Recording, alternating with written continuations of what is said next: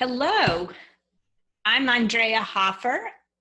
This is our first time doing a Facebook Live, so I'm really excited. You might also have noticed if you've visited our Facebook page in the past that we recently changed our name to AHA Recruiting Experts. Since most of what we do for our clients is around recruiting, we thought that the new name made a lot more sense. So we're excited about the name, and soon you're going to see a new logo as well. But today I have a special guest with me. Her name is Pat Pope, and she is the CEO and Chief Creative Officer of Pope Consulting.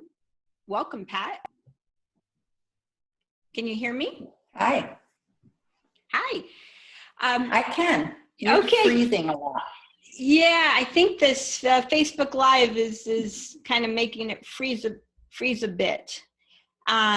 So can you, I'm really excited to talk to you because, Pat's going to have some incredible things to share with us about things we need to know as business owners and business managers, and even just as people, as we're transitioning, from this whole COVID experience, and what are some things we need to consider as we move back into our restarts, as we move back into reopening. But first, Pat, could you just share with us a little bit about, what you and Pope Consulting does? Sure. This is our 44th year in business, so I'm aging myself by just sharing that, but that's okay. Proud of it. So we have specialized in diversity, inclusion, and culture change since 1976. In 1977, we actually coined the word diversity to refer to the changing demographics of the U.S. workforce. Wow, you actually coined the word diversity? Yeah. I didn't. Who knew it would become this everyday household word? We should have trademarked it, but we had no idea. We were just trying to describe our seminars. We were creating titles for various seminars that we were doing, and boom, all of a sudden, who knew? Wow, I didn't realize I was amongst somebody who made such a big impact on our history, really. So Right. I know that you at Pope Consulting, you recently did this study, and why don't you'll explain it much better than I would. Why don't you tell us a little bit about the study that you just did, and maybe even the reason you did this study at this time. Mm-hmm. So, I tend to look at the world through the diversity and inclusion lens. And so, of course, we're all dealing with this COVID and how it's impacted our personal lives, our work lives. And I have a daughter-in-law in Ohio who's a certified fitness instructor, had just started at a new gym, and someone called one day in February, and the owner answered the phone, and this person, a woman, said, "You don't let any Chinese people come there to work out, do you?" And the owner was caught off guard, and she said, "Anyone is welcome to come work out here." So when I heard about that, I thought, wow, I'm not Asian, so that kind of thing wasn't on my radar screen, but I started going out and looking on the internet and found that there was one organization in San Francisco that started tracking incidents that were occurring. And in less than 2 weeks, over 1,135 incidents had been reported to them. And so, doing the work that I do, I know that fear and bias travel in the same direction. So as we become more concerned and fearful, our biases begin to kick in different ways. And so I've been trying to figure out, what could we do to help during this time? Because a lot of our work is client-facing, instructor-led training, and things like that. So I thought, Okay, so one of the things that we do in our work with many of our new clients is we'll do what we call a current state assessment. And one of the things that we do in those is we do these online focus groups where everyone has complete anonymity. It's like being in a virtual chat room. We load a question, everybody starts typing all at one time, and then they can read each other's comments as they're being typed, but nobody knows who anybody is. And so we've always done that inside in organizations, but I thought, let's do one that's open to the public. And so we put the word out to a lot of people. We had 101 people that joined the conversation, and they were from all over the country, from Alaska to Florida, all the way across the country. And we even had some people outside of the US who participated in it as well. The demographics it was very diverse in terms of region of the country, in terms of their, the industry, whether it's technology or hospitality or financial services or healthcare. And we had 5 generations who participated in it, which was kind of interesting. So we had kind of even chunks of millennials, boomers, and Gen X.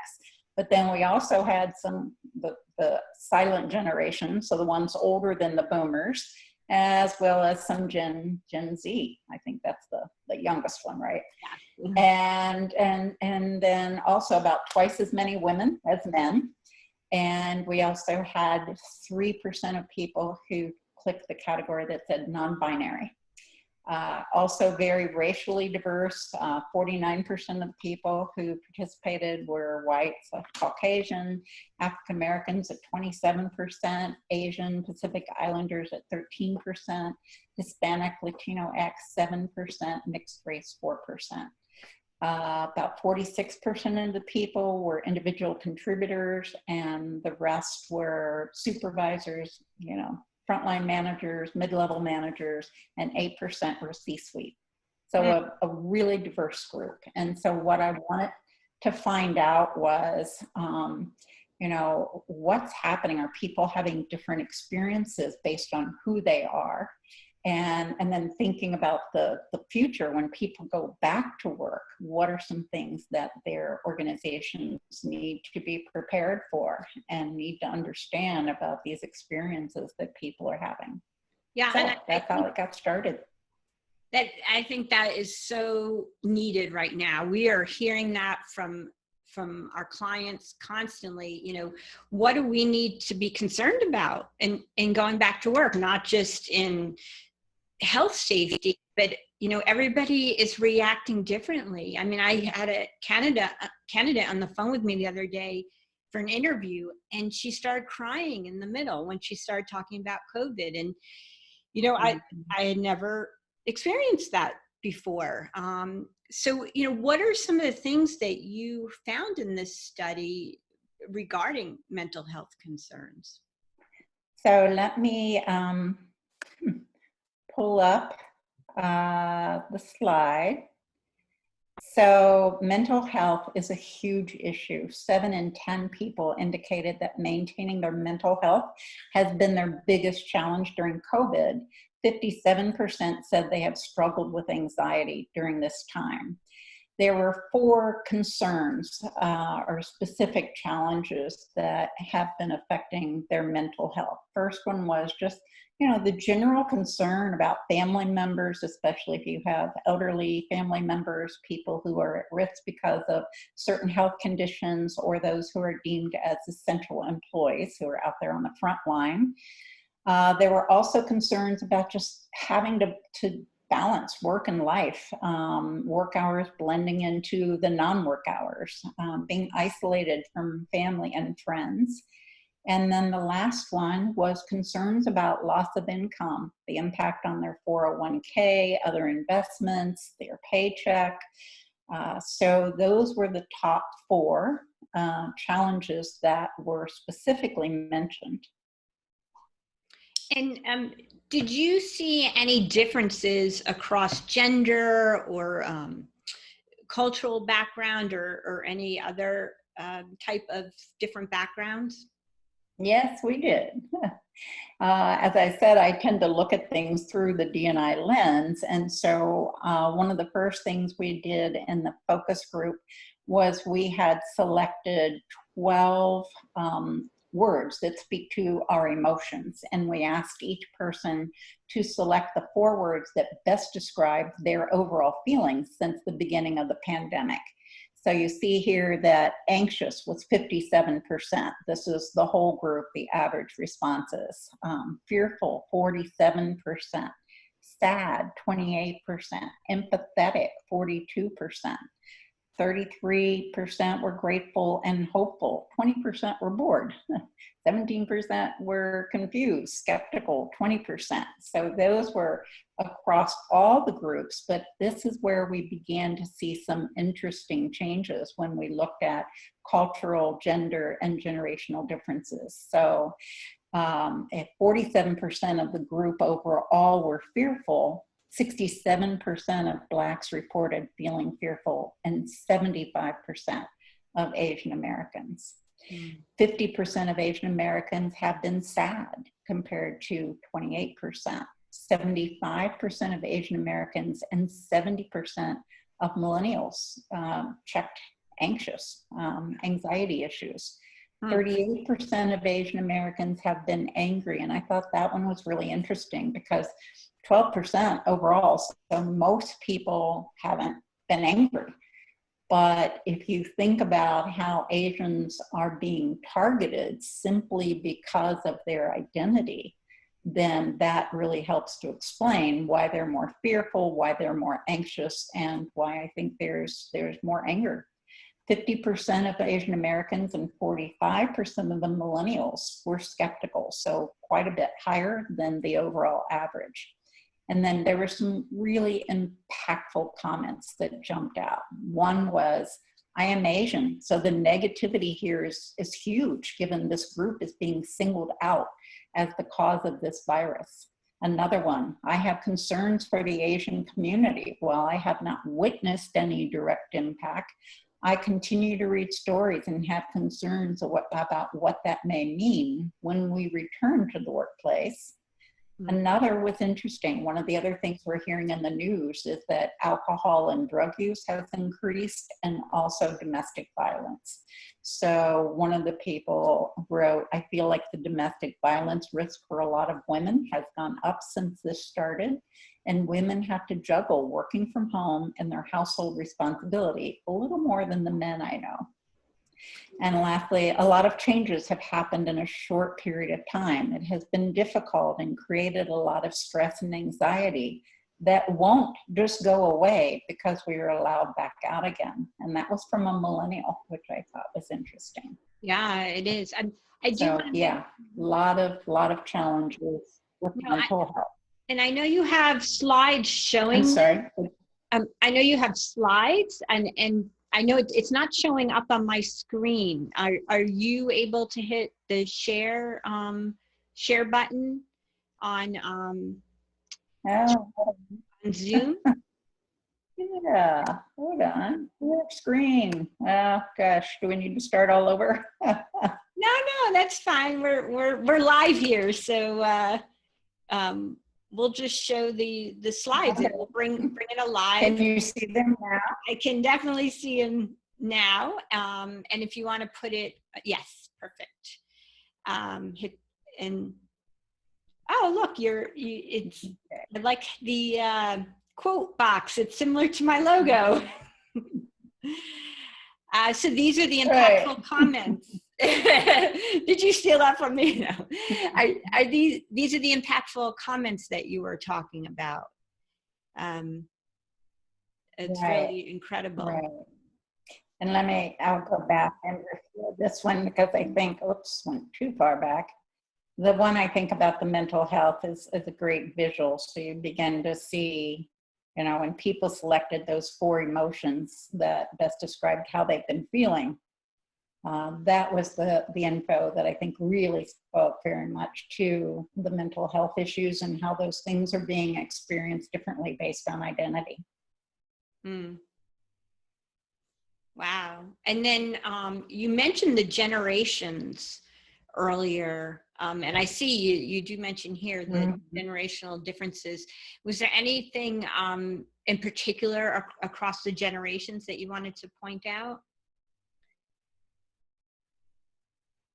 You mentioned something. Well, I think, they were more skeptical. Their anxiety levels were pretty high. And, I think they perhaps are more concerned about, investments in 401 and job security because they are the younger ones in the workforce. Mm, I could see that. And do you have some things that you would recommend that we do as business owners or leaders in a business or organization to help in moving forward? Yeah, before we get to that, we also asked, as you think about the future, what are you most concerned about? Mm. And so we heard, the number one, loss in 401k and financial investments. Second highest one was changing work culture. Now, I don't know what that means. And given, the diversity of the people all over the country, different industries, I don't know what's behind that, what's underneath that. But I think that is definitely one of the things that organizations should be aware of and ask those questions inside their own organization. Are you concerned about how the culture here may change? And what are those concerns? Because one of the things that I know is in the absence of data, we create data. I mean, we all do that, right? And some of that's based on our fears and anxieties and worries and all those things. And when we're in that kind of state of mind, the data we create usually is negative. And so better for organizations to kind of know that, get ahead of it, find out what's on people's minds so they can address that. And then 38% of the people being laid off. That's a huge concern. We hear the unemployment numbers going up, up, up every day. Reduction in training, growth, and development opportunities. So when we come back to work, are we still going to have those same opportunities to develop? Or is everything going to be so focused on we've lost time, we've lost productivity, like let's get back to work? Right. Yeah, I can. And then some interesting gender differences. So women were more likely than men to be concerned about the reduction in pay. And a huge difference that women were more likely than men to be concerned with a reduction/loss of benefits. So, we're already hearing things about how organizations are losing a lot of revenue. They're going to have to do some cost cutting. And so, of course, people begin to be more concerned about how is that going to impact me? And so those were the big concerns. Another one, the millennials were the most concerned about increased micromanagement, that maybe this working from home and you're not there, so they can't see that you're actually working 8 hours a day. So are some managers going to be micromanaging a lot just to make sure you're really working? So not a huge concern, but they were the most concerned about that. Interesting. I never would have thought about that. I do know I'm seeing a lot of, stories really from some employees on the positive side, where if their employer, really showed that they cared, even if it was a regular check-in with an email, how are you doing? How are you holding up? What can I do to help you? That they're feeling their culture is stronger, and they're really seeing that their employer cares about them. So I can see where it could go either way, the change in culture, and it's, it's an opportunity for managers and employers to really work on it, to really improve their culture. Yeah, I would say overall people, we asked, how do you feel about your organization in terms of how they've responded to this? And, they could have chosen very effectively, neither effective or ineffective, not very effective, very ineffective. The vast majority asked about their organizations, their culture, their team members, their peers, were extremely positive. So to your point, I think most organizations have done a really good job, at least from the ones who were in here. It was all positive. Great. Well, that's good. That's good to hear. Mm-hmm. So in terms of some things that that organizations and individuals could do differently, the big one that we heard was, 62% agreed that depression and anxiety have been one of their biggest challenges. And then, they talked about sometimes you need to just ditch your to-do list and go outside and take a walk. Mm. It's been much harder for people to separate work from home because they're working from home. And so they have to, sometimes really push themselves to just go do some self-care. I know a good friend of mine said, I get like 600 emails a day. I'm swamped. And she said, I just left one day, went to the lake and took my fishing pole. I'm like, good for you. Yeah. And then the other thing to keep in mind is we're all sharing a common experience, but there are people who are experiencing something above and beyond what most of us are. And, one of the things I always say, the inherent challenge in diversity is that it's very difficult to understand someone else's reality that's not your own because it's not yours, right? Right. And so to just know that, there are some different things that are happening based on, if you're Asian, one of the things that I've read is that they remind each other when they go outside to wear their sunglasses. Because if you wear sunglasses, others can't see your eyes. That may protect you from being assaulted. And so that's one. Another one, we hear it on the news. People in certain communities, especially the Black and brown communities, are being more impacted by the virus. Many of them are frontline workers in hospitals and things like that. The community doesn't have often the same resources. And so they may be having different experiences. One of the things we asked is, how many people do you know who have tested positive? And, it's 1 to 5, 6 to 11, whatever. And African Americans were the highest group on the 6 to 11. So they do know more people who are testing positive, and chances are many of those are also dying. Wow. So when someone shares an experience with you, listen and ask questions to better understand their reality. Sometimes we want to just be quick to jump in and say, oh yeah, that happened to me too, which kind of shuts the conversation down. And so we have to learn to, if someone is sharing something that happened to you because of COVID, they brought it up for a reason. There's something they've experienced that they want to talk about. And so listen and ask questions to better understand those realities that are different than your own. People were really pleased, like I said, with their teamwork. So 86% identified teamwork and patience as one of the best ways to support one another during this time. And then when we asked about when you re-enter the workplace, 90% said continue to practice social distancing. That was the single most important thing that they would like their peers to do when they re-enter. 8 out of 10 said they want their peers to be more considerate of personal space. So I was thinking about this in the context of, back in the days when I worked in a big corporation, everybody had their own individual offices. And, now you have these big wide open spaces where, in some organizations, you just come in and sit down, you log into a computer, and that's where you're working that day. They don't have desk drawers and, all of those things. I remember one person said, I haven't printed a document in 4 months. And I'm like, oh my God, I couldn't live without my printer right next to me, right?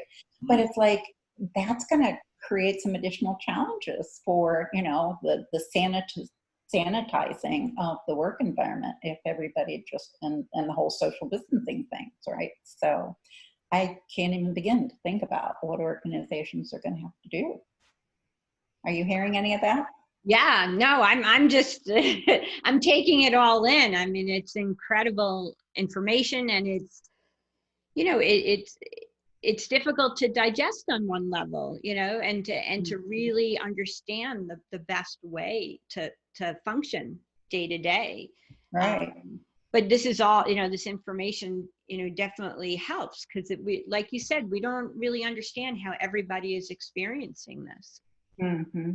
Yeah, I mean, we see what they're doing in gyms and restaurants and, you know, hair salons and barbershops to, you know, create that social distance and all of those things. But how are organizations that have hundreds or thousands of people who come in and walk through a door every day, how are they going to, you know, I don't know. I don't have a clue how to do it, you know. 85% of the individual contributors identified daily check-ins as the most important thing their manager has done to make them feel included and supported while remote working. And the other thing that we heard was they really appreciated, you know, that people would check in with how are you doing, and have that conversation before they start focusing on the work and the task and the things that need to get done. So I think that speaks volumes about recognizing these are such unprecedented times, and we just can't behave and interact like it's business as usual, because it's not. Right.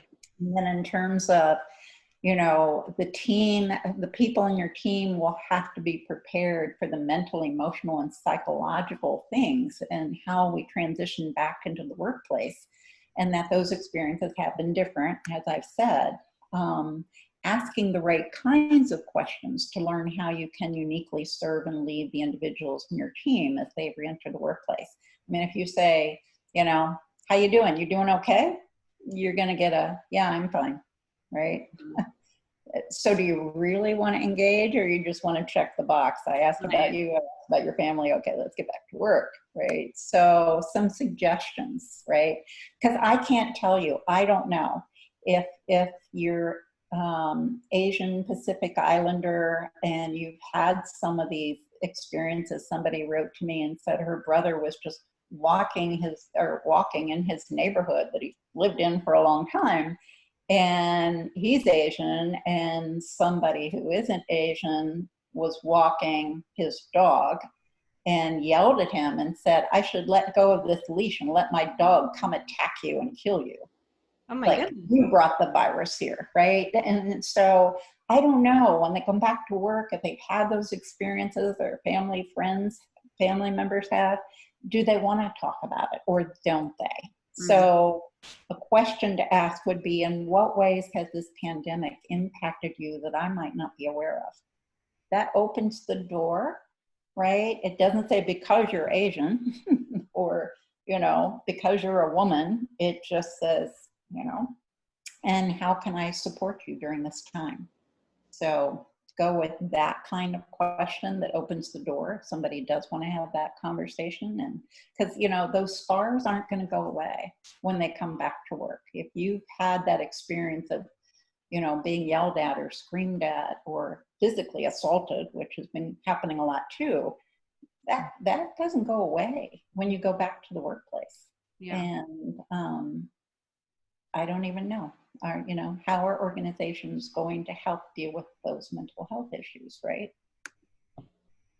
So for managers, nearly 9 out of 10 identified continued flexibility for staff to work from home and or shift their schedules to accommodate childcare, because people are starting to go back to work, right? But schools aren't opening, daycares aren't opening, so, you know, you're still going to have to deal with that. And, you know, accommodating those kind of schedules was the most important thing they would like their manager to do when they reenter. 78% agreed that will be important to redefine individual and team priorities when they reenter the workplace. So, you know, organizations have to pivot. Small business owners like us, you know, that's all we're focusing on is how do we pivot right through here. But employees will be more resilient and able to contribute more effectively if they are proactively engaged and include in the reentry process. So check in with your people, find out what they are interested in. And then, you know, for the organization, continue to deliver consistent and transparent communications and updates with us. provide insight into short-term mitigation plans to help restore confidence in a post-pandemic future. We also asked, would you like your organization to create an opportunity for you to share some of your COVID experiences when you do come back to work, things that are based on, you know, who you are, your identity, your gender, whatever. 48% said yes. Interesting. 19% said no, not sure, 33%. Our suggestion was, and non-whites were more likely to be interested in some type of form or discussion than whites. So again, if you have that different experience based on who you are, then you're more inclined to want to talk about that. Versus if you haven't had it, it's like, okay, we know we all had to, you know, search for toilet paper and sanitizers and stay at home and all of those things, right? Okay, we talked about it for 2 months, 3 months, let's just go back to work. Other people may have a different need. Yeah. And so we're suggesting like fireside chats, pulse surveys, and anonymous focus group sessions like the one that we did to collect all this data.